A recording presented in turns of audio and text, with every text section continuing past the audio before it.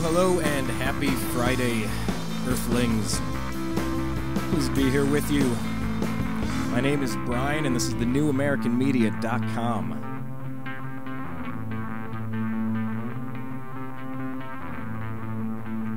We're here doing a show right now called The Unhappy Hour. It's a sports show that centers on who we really are. Who are we?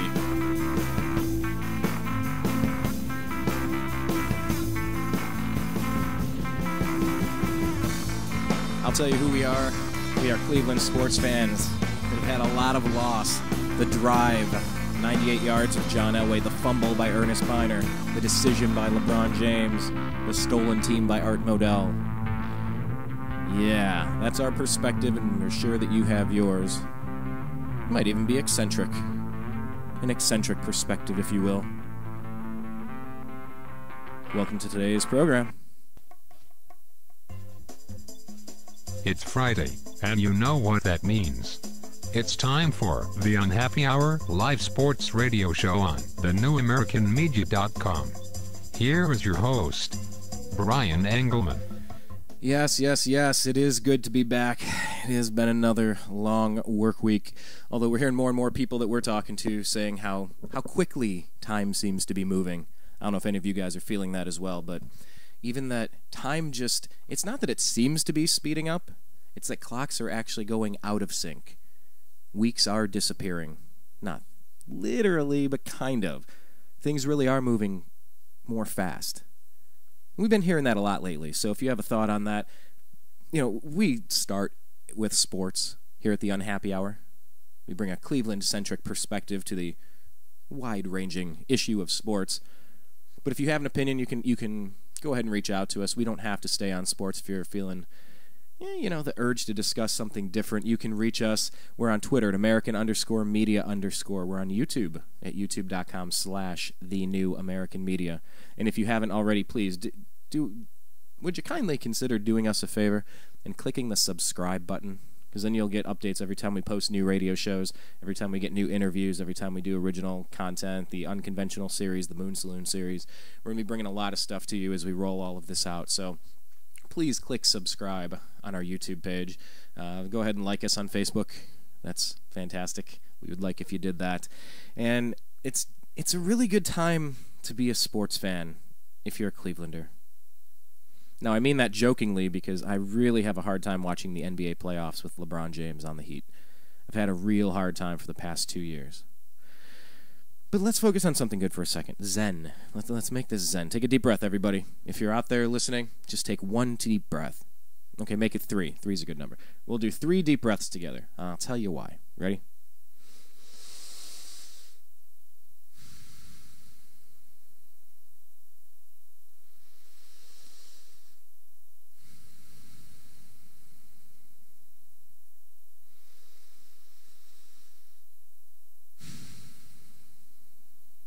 Yes, and I'm very well aware if I were not the producer of this show, I would be in my own ear going, dude, you can't do that.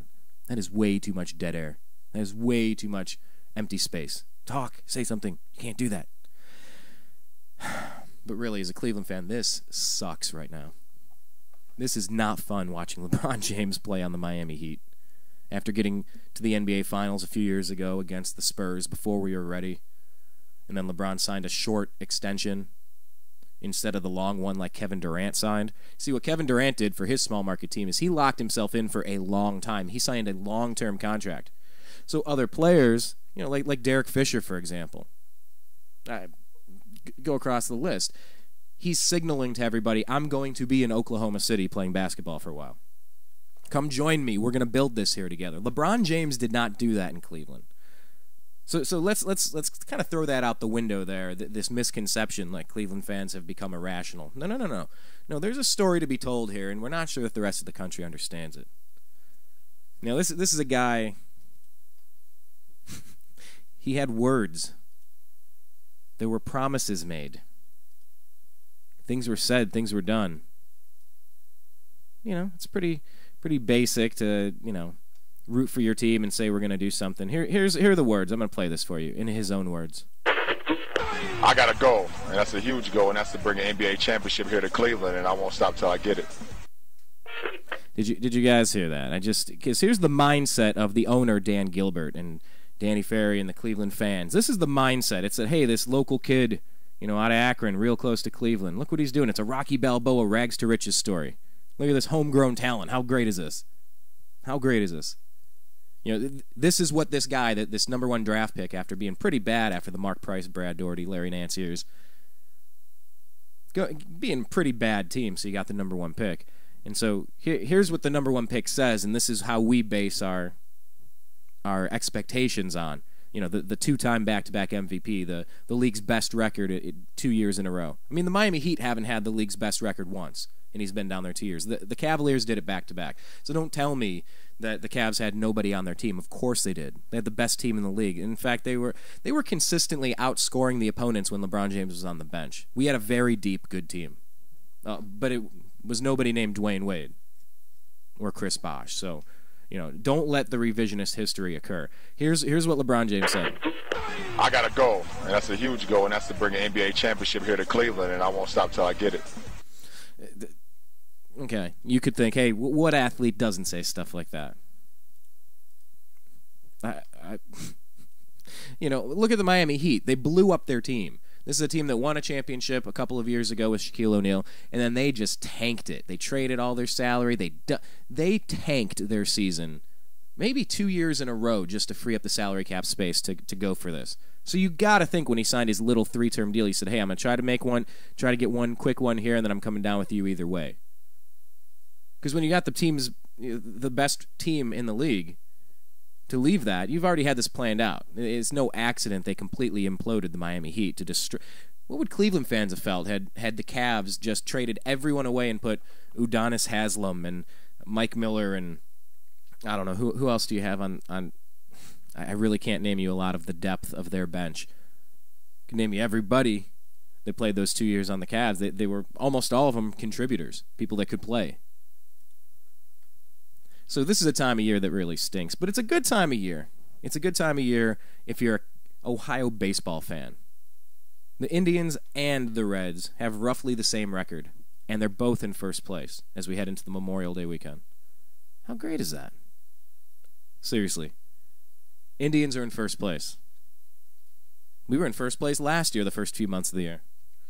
So let's see if anything gets better. We're going to bring in our friend Ben Weinbroer. He is a radio host, Cleveland sports fan, currently residing in Chicago, where the Indians are going to be playing this weekend. So we'll bring in Ben.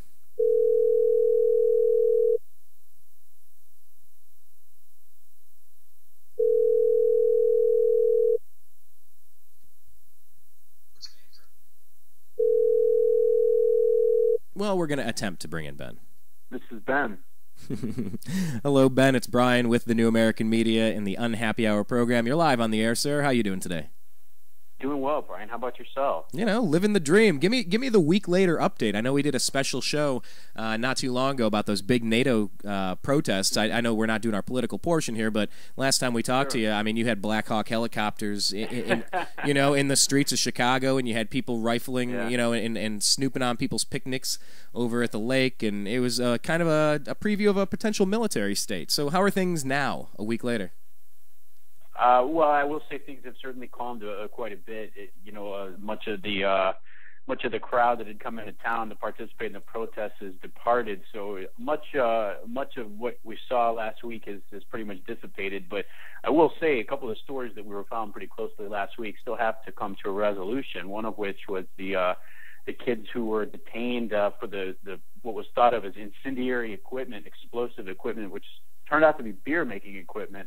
But we still don't know what happened to the 3 kids that were detained a little longer than the original 9. So that's an interesting story, and we're still keeping our eye on as things continue to develop.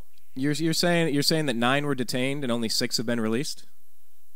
Yeah, 9 were originally detained, and we got into the story a little bit on our show last week, and believe it or not, some of these kids were actually shackled, hands to feet, just some really awkward.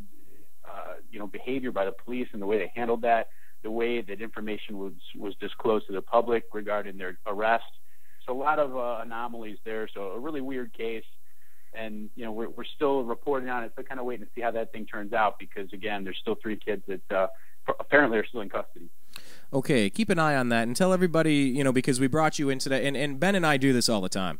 It's like, hey, Ben, come on the show. Let's talk about sports. And it's like, dude, our country's burning. All right, let's talk a little bit about this stuff. But you know what? I mean, we have the opportunity to jump into your living rooms, into your computers, and disseminate this information. And you know what? Sometimes it's sports, sometimes it's politics, but we like good conversations. And if you're sitting with any of your buddies, you're going to talk a little sports and a little politics, so I don't mind blurring the lines together. You'll never catch this on, well, any of the corporate stations. They shy away from this like crazy. But why don't you tell everybody, Ben, why don't you tell everyone where you do your radio show? You're here today as a Cleveland sports fan, and we're going to talk about the Indians, who are going to be playing the White Sox this weekend in your backyard. But tell everybody about your website, about what you're doing with your radio show, what's going on over there, and if you want to give any Cleveland sports background, that would be more than helpful as well. Yeah, absolutely. I appreciate that. I appreciate it, Brian. Yeah, we go. We were actually inspired very much by Brian and what Brian does with New American Media. Our website is www.existential.com. It's the numeral 10 as opposed to TEN in the middle of EXIS, 10TIAL.com.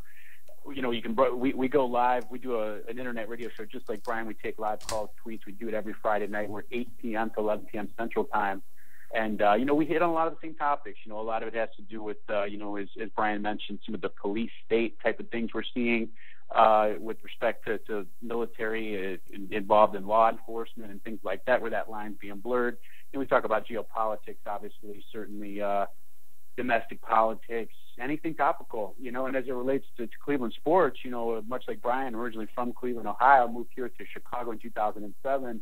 And certainly still keep our eye very close on the Cleveland sports scene. And we've actually had some good baseball to watch lately with the Tribe doing very well. And like Brian said, they're here in Chicago for a weekend series against the White Sox, another divisional series, so a big one for us. We're right off the heels of that big sweep against the Tigers. So feeling pretty good about the Tribe right now. Well, I'll tell you what. Let's get right into the Tribe after a quick second here, because I'm not sure if you're going to be able to hear this on your line or not, or if you're listening live, you could turn it up for a second. I'm just going to play yet again. I've played this twice now. This is the LeBron James guarantee, the thing, on the anniversary of this Mark Messier guarantee to win Game 6 and got a hat trick. I don't follow hockey, but I'm just learning about this story now, and it kind of reminds me of politics, actually. Because if you think about it, there's a lot of people that say, I've never paid any attention to politics. Like, I couldn't name you 10 people playing hockey right now if you could give me $1 million. I would probably say Mario Lemieux. I literally don't know. There's a few young kids. You got a good shot for the Cup Finals coming to LA, so you might want to familiarize yourself. They're having a hell of a postseason. And I recognize that. So I don't know if you're going to be able to hear this or not, but we're going to play it one time, and if not, I'll just recap it for you. It's like 10 seconds long. Here we go. I got a goal, and that's a huge goal, and that's to bring an NBA championship here to Cleveland, and I won't stop till I get it. That was LeBron James. Did you hear it? Yeah, I did. Oh, okay, perfect. So, now, what athlete doesn't say stuff like this? I totally understand. A lot of athletes say things like this, but it's a little unique in Cleveland. I'm going to play it one more time. I got a goal, and that's a huge goal, and that's to bring an NBA championship here to Cleveland, and I won't stop till I get it. So he's not going to stop until he gets his championship here in Cleveland. He went on further and further and further to explain that Cleveland's a unique city with a unique series of broken-hearted sports fans with the drive, the fumble, the shot, all these things, Art Modell. Talk about LeBron real quick before we move into the Tribe, because the Tribe's the good news. I want to finish with a bang here with the good news. So what do you make of LeBron James and how he left Cleveland and what you feel is a Cavs fan right now? Yeah, I tell you what, that's a good question, because it's a question, it's dissipated a little bit, but it's a question that I get so often as a Clevelander living in another city, and especially a city like Chicago, where geographically, it's also Midwestern. Right. There was, obviously discussion of LeBron potentially coming here. So there's a unique perspective here. A lot of people say, what do you think about LeBron, man, coming from Cleveland? And, I look back at it now, and obviously hindsight 2020 and a lot of the emotions taken out of it. LeBron was a young man when he made that decision, and he was surrounded by some people who, gave him some rather poor advice. And I think from a branding standpoint, from a marketing standpoint, I think LeBron, if he had the opportunity to go back, would probably do things a lot differently. I think he cost himself a lot of money from a business standpoint. We talk about it a lot. I mean, a young kid wants to go out, play basketball, see what the rest of the country's like. And I have no problem with him making the decision to take advantage of free agency. However, as you pointed out, the nature with which he made that decision, the way he disclosed the information with the decision special and everything on ESPN, the spectacle I should say made out of it, really was done in poor taste. And I think that's where LeBron really cost himself, both financially, as I mentioned, from the business standpoint, and with respect to public opinion. I think it was just handled in a really tasteless way. And again, as a young kid, had some bad advice. So I look back, I'm not quite as upset. I think, if he had the opportunity, I think he would do things a little bit differently. And he's actually come out in some of his more recent public statements regarding his departure from Cleveland, where he's been a little bit more remorseful. He's acknowledged the fact that he's made some mistakes. So, it's too bad if it went down that way. But, hey, it's something that Cleveland's had the opportunity to kind of get over it and kind of reinvent itself. Like you mentioned, there's some good things on the horizon with the Tribe. We had a decent draft with the Browns. There's some hope there. Obviously, and then of course Kyrie, and a more high draft pick coming up for the Cavs. So I think I think we're ready to turn the page from the LeBron thing, and rightfully so. We're talking live with Ben Weinbroer of existential.com. That's EXIS10IAL.com. Ben, let's get into the Tribe here. This is the second year in a row that the Indians have started off strong in the Central Division and leading in first place, right here at Memorial Day. We know what happened last year. So what are you thinking out of watching this team this year? Because we haven't had a chance out on the left coast to check out too many of the games. We get the highlights, and things are spinning around. And like you said, we can't hear enough about the Kings, the Lakers, the Clippers. It's Albert Pujols. I mean, the Dodgers. It's a fantastic time to be an LA sports fan, unless you don't care about the LA teams like me. So let's kind of explain what this Indians team's doing this year compared to what they did last year. Definitely. And the Indians are more, I think, in my wheelhouse, so to speak, certainly around this time of year, man, and been watching very closely in terms of just the way the season's unfolded. And, a couple of things. Number one, I think the pitching has really been a lot better than originally anticipated. Let's face it, nobody thought, Derek Lowe was going to come in and pitch the way he has. Right now he's 6-2. He's got a stupid low ERA. He's had some really difficult years in the past couple of years in Atlanta.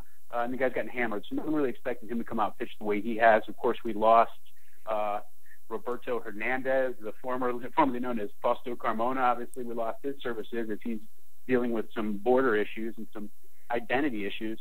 So I think the pitching's really overperformed. I think from an offensive standpoint, we've hit the ball pretty well and been pretty consistent. I know last year offense was a really soft area for that club. So, we've caught a lot of breaks too. I'll say that. We've really performed well in a lot of one-run games. If you look at our record in one-run games, we're doing very well above 500 in that particular metric. So, a few things coming together. Yes, last year we had the big run to go 30-15 out of the gate, and kind of, started getting hit with some injuries, and kind of faded after that. But I think the other thing this year that's the Tigers are not the team that they were last year. I think that's the other piece we need to recognize.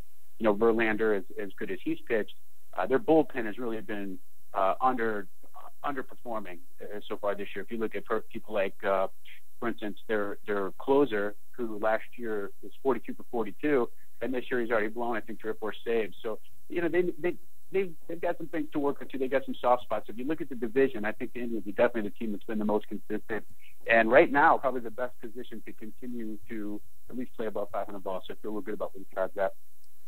You're talking about Roberto Hernandez and Fausto Carmona being the same person, the pitcher for the Indians who's stuck. Yeah. What country is he stuck in? I forget off the top. Dominican Republic. Dominican Republic. And apparently he's down there. He's pitching. So I guess he's doing everything he can to try to stay sharp and ready to go. And as a matter of fact, earlier this week there was some news. The Florida Marlins had a pitcher that's going through a very similar issue with the United States State Department with respect to their immigration. Same exact situation. He's also coming from the Dominican Republic, and he actually just got his papers, and he's going to rejoin the Marlins. So he got in trouble right around just a little bit before Fausto did. So I think that's a good sign, and it shows, hey, we could expect to maybe have this guy back sometime this summer. Do I dare make the joke?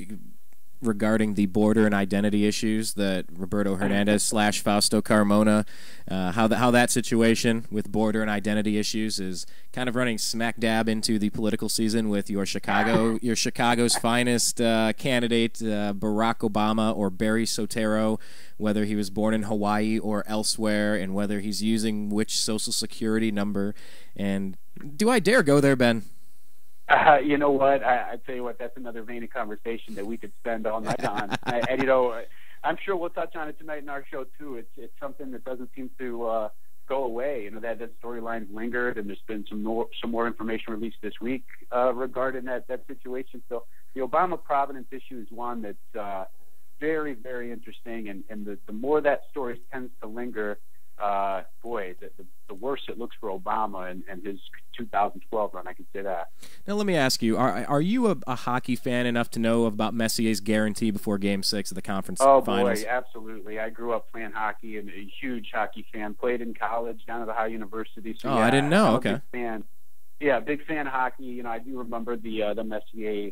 That was in 1994, and you see, I was not a big Rangers fan as a kid, so I do remember it pretty well because I was really hoping that the Rangers were going to drop that series to the Devils and see the Devils move on. So, yeah, I'm not a big Rangers guy, but I tell you what, I will say this: the NHL playoffs this particular year has been fantastic to watch. I mentioned the Kings earlier in your backyard. You know, an 8 seed getting this deep into the playoffs, now into the Western Conference Finals is pretty cool to see that kind of parity in the postseason. So the NHL, it's been a tremendous postseason, a lot of overtime games. So really pleased with where the NHL is finally starting to get back on its feet since that lockout from a few years back, and finally with a better TV contract with NBC now. So I think the NHL is making some strides. Well, and for anyone out there that isn't aware, I want to reset this because I think it's important. I'm gonna read just this little brief piece about it. The Rangers had the burden of 54 years of playoff futility hanging over them as they fell into a 3-2 series hole with Game 6 across the river in the Meadowlands swamp. Messier's guarantee of victory is on the back pages of all the tabloids, providing ample locker room bulletin board fodder for the Devils.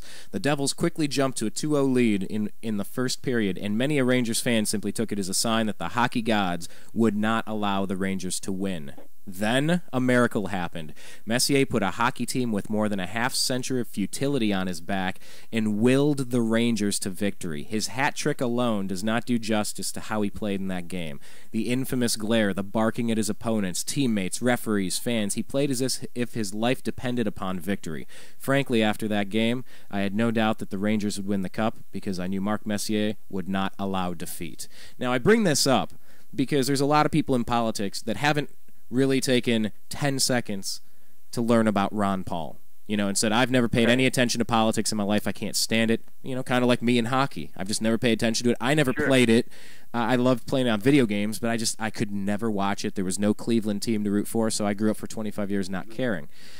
But not to take it into politics and Ron Paul and you know, Obama and Romney and all of the intricacies of what politics means. This is what LeBron James could have been. This is what LeBron James was building toward. You know, there was no championships in Cleveland since 1964. So much heartbreak. Comment for just a second, Ben, bringing it back to this is, you know, 54 years of futility, and this one guy wills it to happen. We had the two-time MVP, LeBron James, with the two-time best team in the NBA, and we failed. We didn't get it done. We didn't get our Rocky moment, our Mark Messier moment. Talk about it for a second, because sometimes I feel like I'm the only one that understands how painful it is to get so close and just not have a trophy at the end of the season. Yeah, you know, I think that goes back to again, my earlier comments on LeBron, which is just, you know, he cost himself some money. He did tarnish that opportunity to be that immortal figure that, you know, brought Cleveland its first championship after decades of futility, you know. So he definitely gave up that opportunity. And there's ways to monetize that, obviously. And of course, there's just the emotional side of it that you're talking about, which is just that, you know, that passion that the typical Cleveland sports fan exudes, you know, because it's a blue collar town. You know, right. Cleveland has that reputation as a, you know, kind of a hard nosed, lunch pail, hard hat kind of town. And you know, those are the kind of cities that, you know, in my view, can appreciate success at the professional level so much more, because we are a small market team. We don't fight for playoff spots every year. We've got to pick and choose our windows of opportunity. So I think it does mean more to the Cleveland fan in that sense. And I think that's why a lot of the negative feelings for LeBron have lingered.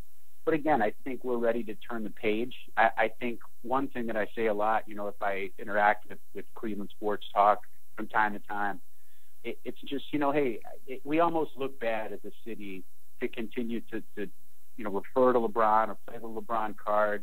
We're better than that. We're reinventing ourselves. We have other things to be proud of. And I got to tell you, from a success at the professional sports level, we're going to get there without LeBron. We're going to get there sooner or later without LeBron. So, like I said, I think from that sense, it's time to turn the page. But no doubt, you bring up a great point that LeBron had that opportunity to be that coveted figure, and not even just in the world of the NBA, but truly in the world of professional sports, and to transcend that for a city like Cleveland.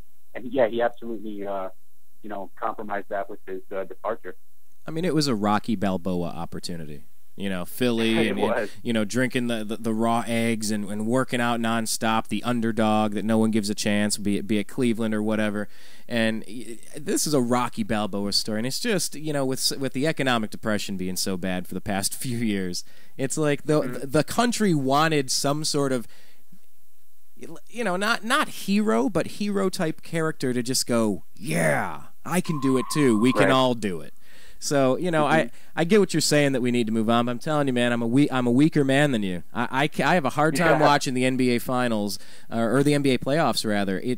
I'm only going to take a breath when the Heat are eliminated, and if not, then it's not like I didn't think the guy had talent. He's been the best player in the NBA for 4, 5, 6 years now. He's only been noticed the past 3 or 4, but I'm still having a hard time with it. But go ahead. No, I was going to say, and I think that's absolutely, reasonable. I do think that that's still reasonable because, again, I think there's so much passion coming from the Midwest, coming from a town like Cleveland, and fans put their heart and soul into these teams, and there's a loyalty factor there that you cannot express in words. You cannot quantify. There's no money that's going to keep someone in a city longer. That whole concept of loyalty is what LeBron, that's the grain that he went against. And I think that's why that angst will always remain on some level. But, for me, thinking back, and it was tough, going to the finals a couple times with LeBron and getting that close.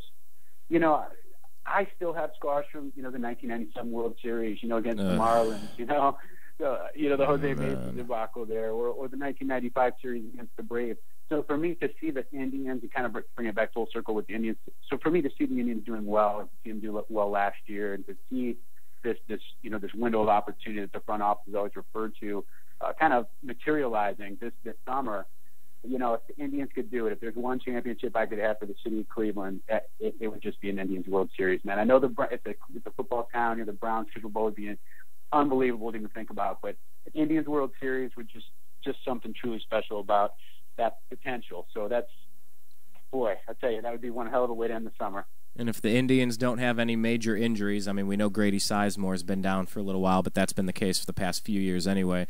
Do you think this team, having the opportunity last year to start strong and kind of fade out, and then we started strong again this year, do you think if we remain moderately healthy, do you think this is a championship quality caliber team with the depth of the bullpen, the starting pitching, the timely hitting, the defense? Do you think the components are here from coaching and managing all the way down the board? Do you think this is a team that could legitimately compete this year? Well, I'll tell you what. Let me answer the question this way. I'll say this. Anything can happen in the postseason. And I think if you look at last season, the Cardinals, the defending champion, there's no better example than the Cardinals. Nobody even expected the Cardinals to get into the postseason at the end of the last year, the way things were shaping up. Yeah. So if we can make it to the playoffs, and I think we are very much a viable threat to win the AL Central, then anything can happen at that point. I mean, it's literally a crapshoot because you're talking about basically just winning 3 series. So from that sense, absolutely, I think so. I don't want to be the guy that says, oh yeah, the Indians could easily win the World Series this year. We've got the team to win the World Series, because I don't really see it. I don't see it developing that way. If we can find some way to get into the postseason, I think we've got as good a shot as any. And the way the pitching has been, and I tell you what, the depth of the pitching as well. We just saw Zach McAllister come up to the game this past week that phenomenal job. Still got guys like David Huff down there. We've got Carlos Carrasco, who got the Tommy John surgery, so he'll be rejoining the team next year. We're really deep in starting pitching, so we're in good shape from a pitching standpoint. But like you said, with some of the injuries last year, we really got decimated in the outfield.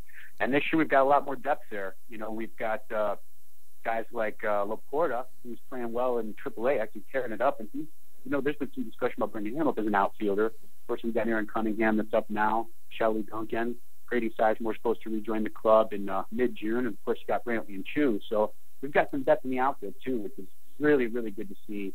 So, yeah, if we can stay away from injuries, we've got as good a shot as anyone. Well, we got a really big series in your backyard. You going to have a chance to swing by, check out again? I am. I'm going to check out the game tomorrow night. Nice. With the extra pitch tomorrow afternoon. And check out, I believe it's going to be a Derek Lowe start. It's going to be Derek Lowe versus Peavy. So that should be a hell of a game to check out. So I'm looking forward to seeing them out of here. Ben, do us a favor. If you tweet from the game, and I know that you probably will you include the @American_media_ tag and attach us to some of your thoughts, and we'll retweet it to our Cleveland fans, our Indians fans at this time?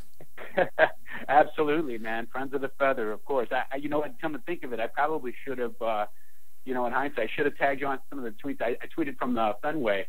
Had a chance to go check out the series in Boston last week. And nice. I was lucky. I got to see one of the four where we actually won, which was the first game of the series. I picked the right one, but wow, what an experience to go to Fenway. Nice. Well, we're out of time for this segment. Ben, explain to everybody one last time who you are, what you do, where they can find you. That's great. I appreciate it, Brian. Everyone can reach us at, they can find us at www.existential.com. It's EXIS10TIAL. We do a live show just like Brian, the broadcast on the internet. We do it from 8 p.m. to 11 p.m. Central Time, so we'll be on later tonight. Swing by, check out the site, shoot us a tweet, follow us on Twitter, find us on Facebook. Boy, love to interact, and we tackle a lot of team issues, Brian. So it'd be great to reach out. Very good. Well, hey, Ben, you have a great Memorial Day weekend, sir. Remember why we get the day off, and until next we meet, thanks again for joining us today, all right? Thank you, Brian. Appreciate it, brother. Take care. Have a great weekend. Yeah, you too. As Ben Weinbroer with Existential.com. Good friend of the show. Good guest for sports or politics. It's pretty funny how similar he and I both are, being displaced Cleveland fans. He in Chicago, myself in Los Angeles. But we're going to take a quick commercial break. We're going to be right back. We got a few more things to cover. Of course, the NBA playoffs, the Browns with their draft and all of the preseason activities going on. You know, there's a few more things we can get into, including maybe even the NFL antitrust lawsuit, if you've heard anything about that. So if you have a message, send us a direct message at American_media_ on Twitter. That is the best way to find us during our live show. We'll be right back. This is Brian. This is The Unhappy Hour on thenewamericanmedia.com. You were listening to The Unhappy Hour sports radio show on thenewamericanmedia.com. Have you ever considered adopting a pet to be part of your family? Our animal companions can be just as close to us as our human companions. If you're considering adoption, please visit your local shelter and adopt a pet today. Shelter pets make the best pets. Agree to disagree. Yeah, it's a radio show we have on thenewamericanmedia.com every single Friday at 4:30 p.m. Pacific. Join the show. What do we talk about? Politics, religion, and spirituality. Basically anything you're not supposed to talk about in a bar. You're not supposed to have these conversations inside of a bar, but we have them every single Friday at 4:30 p.m. Pacific on thenewamericanmedia.com. Join the show, offer your opinion, and let's agree to disagree, but let's have a good conversation. Follow thenewamericanmedia.com on Twitter at American_media_.